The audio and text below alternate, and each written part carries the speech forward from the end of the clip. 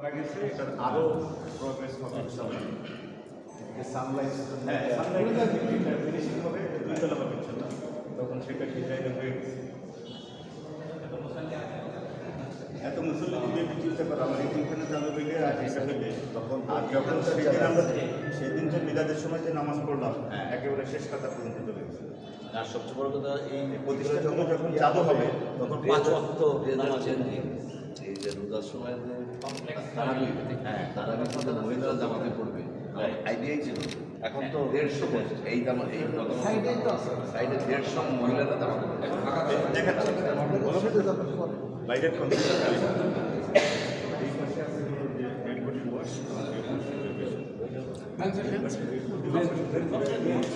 বাইরে গিয়েই বৃষ্টি বাদলের মধ্যেও যাতে এখানে জানাতে পড়ে দিছি তো এইখানে